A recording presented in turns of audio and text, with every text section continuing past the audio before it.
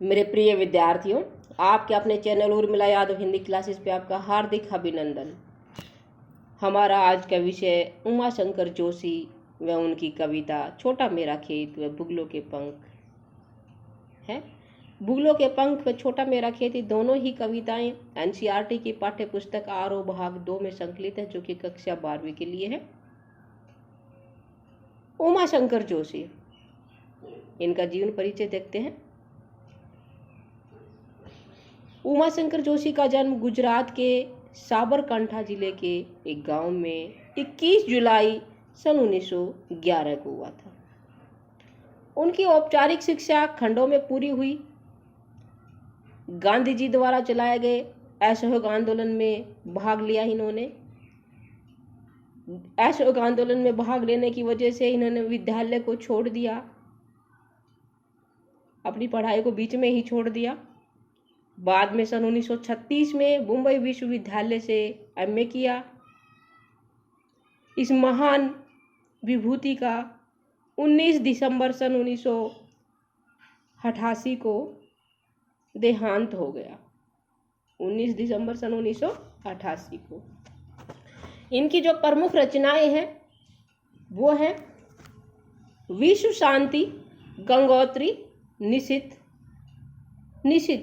इसके विषय में बताना चाहूंगी। छोटा मेरा खेत व बुगलों के पंख ये दोनों कविताएं निशित काव्य संग्रह है। इनका यहाँ से संकलित है, निशित से संकलित है। और निशित काव्य संग्रह पर ही इन्हें ज्ञानपीठ पुरस्कार मिला था। ये साहित्य अकादमी पुरस्कार भी प्राप्त हुआ है इन्हें। और जो निशित काव्य संग्रह है इस पर ज्ञानपीठ पुरस्कार मिला है। अगली है प्राचीना, आतिथ्य, वसंत वर्षा, महाप्रस्थान, अभिज्ञा जो कि एकांकी है, सपना भारा, शहीद इनकी कहानी है, श्रावणी मेणो, विषामो ये उपन्यास है, पार कांच डंड्या ये निबंध है, गोष्ठी, उधारी बारी, कलांत कवि, महाराज सानेट, सौपन प्रयाण ये इसका इन्होंने संपादन किया था। सन 1947 से संस्कृति पत्रिका का संपादन किया। और जो कि पहले बताया सन 1988 में इनकी 19 दिसंबर सन 1988 को इस महान विभूति का निधन हो गया। आगे देखते हैं इनकी जो कविता हैं। एक बात और बताना चाहूंगी इनके विषय में कि इन्होंने संस्कृत के महाकवि कालिदास द्वारा रचित अभिज्ञान शाकुंतलम का गुजराती भाषा में अनुवाद किया। और साथ ही भवभूति के उत्तर रामचरित का भी इन्होंने अनुवाद किया गुजराती में। इनकी जो ये दोनों कविताएं हैं, छोटा मेरा खेत व बुगलों के पंख, ये दोनों कविताएं भी गुजराती में लिखी थी, लेकिन इसका हिंदी रूपांतरण किया, हिंदी में अनुवाद किया था रघुवीर चौधरी व भोलाबाई पटेल ने। ठीक है, चलिए आप देखते हैं, थोड़ा सा इनके विषय में जान लेते हैं कि छोटा मेरा खेत में क्या है। छोटा मेरा खेत इस कविता में कवि ने यानी कि उमा शंकर जोशी ने खेती के रूपक में कवि कर्म के हर चरण को बांधने की कोशिश की है। और जो इनका कागज का पन्ना है जिस पर कविता लिखी जाती है, इनको ये खेत की तरह लगता है। ठीक है, आगे हम जो इसकी व्याख्या है उसको अच्छे से पढ़ेंगे, तब सारी जानकारी आपको मिल जाएगी। बगुलों के पंख इस कविता में इन्होंने एक सुंदर दृश्य की कविता है। सौंदर्य का अपेक्षित प्रभाव उत्पन्न करने के लिए कवियों ने कई युक्तियां अपनाई हैं, जिसमें से सबसे प्रचलित युक्ति है सौंदर्य के ब्योरों के चित्रात्मक वर्णन के साथ साथ मन पर पड़ने वाले उसके प्रभाव का वर्णन।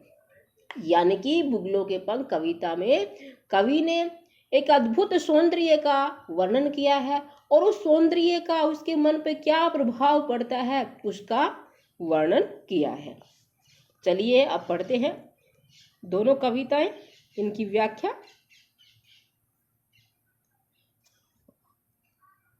छोटा मेरा खेत। यदि आपको अच्छा लग रहा है, समझ में आ रहा है तो लाइक कर दीजिएगा। चैनल पर नए हैं तो सब्सक्राइब अवश्य करें और शेयर भी करें। ये मेरा आपसे निवेदन कर लगा लो, रिक्वेस्ट लगा लो, कुछ भी लगा लो, लेकिन आप लाइक शेयर सब्सक्राइब अवश्य करें ताकि मेरा उत्साहवर्धन हो और आपके लिए मैं इसी तरह अच्छी अच्छी जानकारी लेकर आती रहूं। छोटा मेरा खेत चौकोना, कागज का एक पन्ना, कोई अंधड़ कहीं से आया, क्षण का बीज वहां बोया गया। चौकोना होता है चौकोर, कागज सभी को पता है कागज, पन्ना पेज, अंधड़ आंधी, क्षण पल, ठीक है, बोया बोना। चलिए इन्हीं का देख लेते हैं। प्रसंग कैसे करेंगे कि प्रस्तुत काव्यांश हमारी हिंदी की पाठ्य पुस्तक आरोह भाग 2 में से संकलित कविता छोटा मेरा खेत से उद्धृत है। इसके रचयिता उमाशंकर जोशी जी हैं। इस कविता में या इस काव्यांश में कवि ने खेत के माध्यम से कवि कर्म का सुंदर चित्रण किया है। ये क्या हो गया, इसका प्रसंग हो गया। अब इसकी व्याख्या देखते हैं। कवि कहता है कि छोटा मेरा खेत चौकोना, कागज का एक पन्ना, कि उसे कागज का एक पन्ना, एक पेज छोटे से चौकोर खेत के समान लगता है। कोई अंधड़ कहीं से आया, क्षण का बीज वहां बोया गया। आगे कवि कहता है कि किसान जैसे जमीन में बीज बोता है, वैसे ही मैं क्या करता हूं, अपने कागज पर रचना के लिए शब्दों का बीजारोपण करता हूं। कवि क्या करता है, किसान खेत में बीज बोता है और कवि क्या करता है, उस कागज में शब्दों रूपी बीजों का रोपण करता है। शब्द रूपी बीज बोता है, शब्द भाव विचार रूपी बीजों का रोपण करता है। जैसे कहीं से आंधी बारिश आती है, कोई बीज गिरता है धरती पर, जमीन पर, और वो अंकुरित हो जाता है, वैसे ही कवि के मन में विचार भाव आते हैं और एक पेज पर, एक पन्ने पर उनका रोपण होता है। कवि अपने भावों को, विचारों को एक पेज पर अभिव्यक्त करता है। ठीक है, आगे देखते हैं। कल्पना के रसायनों को पी, बीज गल गया निशेष, शब्द के अंकुर फूटे, पल्लव पुष्पों से नमित हुआ विशेष। यहाँ इनके शब्दार्थ देखते हैं पहले। रसायन, रसायन क्या है, सहायक पदार्थ। निशेष पूरी तरह से, अंकुर नन्हा पौधा, फूटे फूटना, पल्लव पत्ते, पुष्पों फूल, नमित झुका हुआ, विशेष खास तौर पे। ठीक है, ये इसके शब्दार्थ है। आगे कवि कहता है कि कवि के कल्पना रूपी रसायन के संयोग से विचारों के बीज गलकर शब्दों के कोमल अंकुरों के रूप में फूट पड़े। फिर से सुनिए कि कवि के जो कल्पना रूपी रसायन है, यानी कि जो सहायक पदार्थ है कल्पना, उसकी कल्पना में जो विचार भाव आए, वो सहायक पदार्थ के संयोग से विचारों के बीज गलकर शब्दों के कोमल अंकुरों के रूप में फूट पड़े। ठीक है, और एक पौधे के रूप में विकसित होकर अब नए नए पल्लव पुष्पों से, अब नए नए पत्ते व फूलों से विकसित होकर इनके भार से डालियां नीचे की ओर झुक गई हैं और वो नए नए पत्तों, नए नए फूलों पुष्पों से लद गए हैं। यानी कि शब्द रूपी अंकुर फूटने के बाद भाव रूपी पत्ते और पुष्प प्लावित विकसित हो जाते हैं। ठीक है, चलिए आगे देखते हैं। झूमने लगे फल रस अलौकिक, अमृत धाराएं फूटती, रोपाई क्षण की कटाई अंतता की, लुटते रहने से जरा भी नहीं कम होती, रस का अक्षय पात्र सदा का, छोटा मेरा खेत चौकोना। झूमने, झूमना, झूलना, अलौकिक, अद्भुत, अमृत, अमृत, धाराएं फूटना, धाराएं फूटना क्या होगा, धारा फूट पड़ना, रोपाई रोपना, क्षण पल, कटाई काटना, अंतता जिसका कोई अंत ना हो, अक्षय जिसका कभी क्षय ना हो, जो कभी नष्ट ना हो, जो कभी खत्म ना हो, चौकोना चौकोर। आगे कवि कहता है कि झूमने लगे फल रस अलौकिक, पेड़ पर फल आने के बाद वे रस से भरे फलों से लद गए। पेड़ पे क्या आए, फल आए, फूल आए, उसके बाद वो क्या हो गए, रस भरे फलों से लद गए। अर्थात जब पन्ने रूपी खेती में कविता रूपी फल झूमने लगते हैं तो उससे अलौकिक, अद्भुत रस की धाराएं फूट पड़ती हैं। यानी कि जब कवि अपने भावों को, अपने शब्दों को, अपने विचारों को पन्ने रूपी खेती पर कविता के रूप में उगाता है तो जो कविता रूपी फल है वो झूमने लगता है और उससे क्या होता है, उससे अद्भुत रस की अनेक धाराएं फूट पड़ती हैं जो अमृत के समान लगती हैं। रोपाई क्षण की ये जो रचना है वो पल भर में रची गई थी, कटाई अनंतता की, परंतु इसकी जो कटाई है इस फसल की, कविता रूपी जो फसल की कटाई है वो क्या है, अनंत है, युगों युगों तक चलने वाली है। इसका जो रस है, कविता का रस अनंत काल तक लोगों को मिलता रहेगा। जिस प्रकार आज हम रहीम, कबीर, तुलसी, मीरा, रैदास, बिहारी, देव, घनानंद, इन सभी की कविताओं को पढ़ते हैं और आगे आने वाले समय में भी लोग काव्य प्रेमी पढ़ते रहेंगे। वो एक समय में, एक पल में रची गई ये कविताएं थी, उनका काव्य था और युगों युगों तक इनका रसास्वादन हम करते आए हैं और करते रहेंगे। तो जो एक क्षण में कविता रची गई थी और उसकी जो कटाई क्या है, उस फसल रूपी कविता की जो कटाई क्या है वो अनंत है। यानी कि कविता का फल, कविता का रस अनंत काल तक मिलने वाला है, मिलता रहेगा। लुटते रहने से जरा भी नहीं कम होती, कह रहा है कवि इस रस को जितना लुटाता है उतना ही बढ़ता जाता है। कविता के रस का अक्षय पात्र, कविता का जो रस है उसका जो पात्र है, कविता के रस का पात्र समाप्त नहीं होता। ये अक्षय पात्र है जो कभी समाप्त नहीं होता। कवि कहता है कि उसकी कविता रूपी खेत क्या है, छोटा सा है, चौकोर है, परंतु उसमें रस कभी समाप्त नहीं होता। वो युगों युगों तक रस देती है और उसके पास कविता रूपी जो चौकोर खेत है वो क्या है, अक्षय पात्र है जो कभी भी समाप्त नहीं होता है। ठीक है, ये इसकी क्या थी, व्याख्या थी। अब इसका विशेष भी हम देख लेते हैं। विशेष क्या होगा आइए जानते हैं।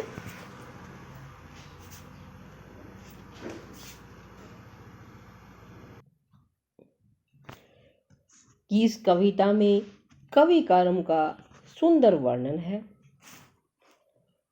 छोटा खेत में रूपक अलंकार है। जो रस शब्द आया है उसके अर्थ हैं, एक तो काव्य का रस है और दूसरा फल का रस है। अतः क्या हुआ, श्लेष अलंकार है और तत्सम शब्दावली युक्त खड़ी बोली है। पद में ज्ञेयता है तो ये क्या हो जाएगा इसका विशेष। अगली कविता है बुगलों के पंख। बुगलों के पंख, इस कविता में कवि ने सौंदर्य की नई परिभाषा प्रस्तुत की है और उसका मानवपन पर जो प्रभाव पड़ता है उसको बताया है।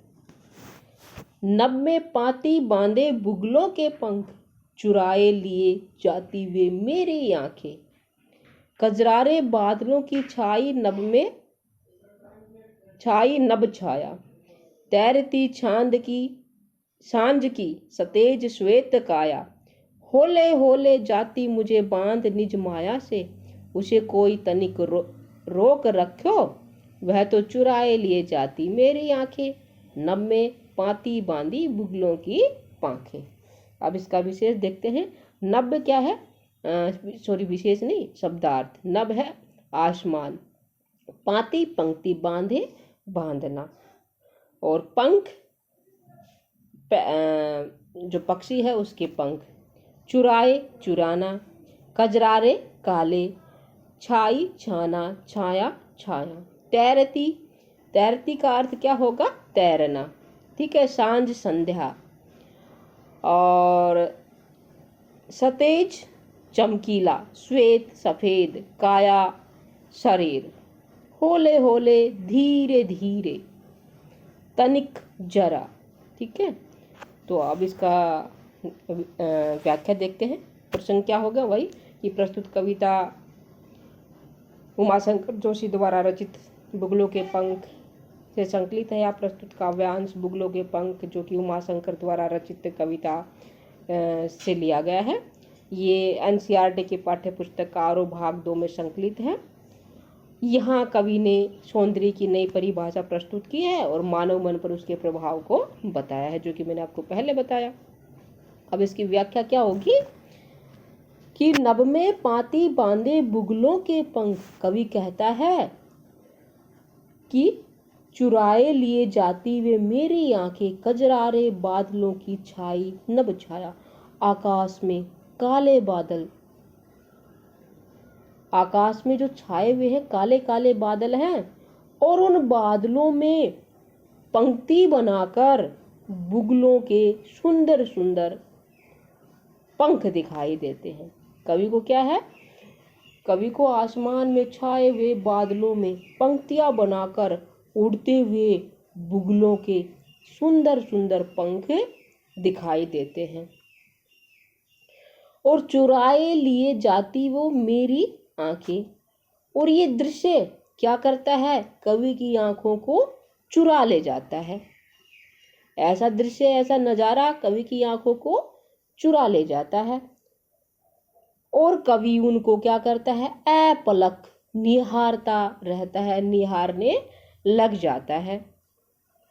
तैरती सांझ की सतेज श्वेत काया, आसमान में फैले काले बादलों की काली छाया आकाश में फैल रही है, कि आसमान में फैले हुए जो बादल हैं उनकी काली छाया आकाश में फैल रही है, और सायकाल की सायकाल की जो सफेद काया किसकी है? बुगलों की।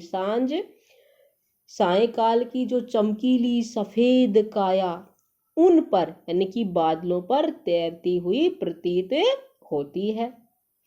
होले होले जाती मुझे बांध निज माया से, होले होले धीरे धीरे, और ये दृश्य इतना आकर्षक है कि अपने जादू से मुझे धीरे धीरे बांध रहा है, उसे कोई तनिक रोक रखो। अब कवि उस दृश्य में, उस नजारे में खोता जा रहा है, और आगे कवि आह्वान करता है। क्या आह्वान करता है? कि इस आकर्षक दृश्य के प्रभाव से, ये जो दृश्य है, ये जो नजारा है, जो मनमोहक है, इसके प्रभाव से मैं बचना चाहता हूँ, और कोई इस सुंदर दृश्य को रोक ले। आह्वान कर रहा है कि कोई सुंदर दृश्य को, नजारे को रोक ले, और मैं इस प्रभाव से बचना चाहता हूँ। वह तो चुराए लिए जाती मेरी आंखें, परंतु ये दृश्य तो उसकी आंखों को चुराए ले जा रहा है। आकाश में उड़ते नभ में पाती बांधे बुगलों की आंखें, आकाश में उड़ते पंक्तिबद्ध बुगलों के पंखों की कवि पंखों में कवि की आंखें अटक कर रह जाती हैं। अर्थात कवि अपलकों के टकटकी लगा के उन बुगलों की पंक्तियों को देखता रहता है। ठीक है, ये इसकी क्या होगी व्याख्या। अब विशेष देख लेते हैं कि खड़ी बोली में सहज अभिव्यक्ति है। होले होले, होले होले यहाँ पे क्या है, पुनरुक्ति प्रकाश अलंकार है। आंखें चुराना, आंखें चुराना ये क्या होगा, चुराए लिए मेरी आंखें, आंखें चुराना मुहावरे का प्रयोग है। और तैरती सांझ, तैरती सांझ यहाँ पे सतेज श्वेत काया, यहाँ क्या सांझ का मानवीकरण किया गया, प्रकृति पर मानवीय क्रियाओं का आरोप है, इसलिए क्या हो गया मानवीकरण अलंकार है। और दृश्य बिंब है, कवि को आसमान में जो बुगले हैं वो उड़ते हुए दिखाई देते हैं, उनका दृश्य देखता है, तो क्या हो गया दृश्य बिंब है, सायंकाल का दृश्य बिंब है। जो दृश्य बिंब वो क्या कर रहा है, सायंकाल के समय आकाश में सफेद बुगलों की पंक्ति का अद्भुत दृश्य उत्पन्न कर रहा है। और कजरारे बादलों की छाई नभ छाया, यहाँ पे उत्प्रेक्षा अलंकार है। कोमल कांत पदावली है, पद में गेयता है, भाषा प्रसाद गुण संपन्न है। ठीक है, तो ये इसका विशेष हो गया।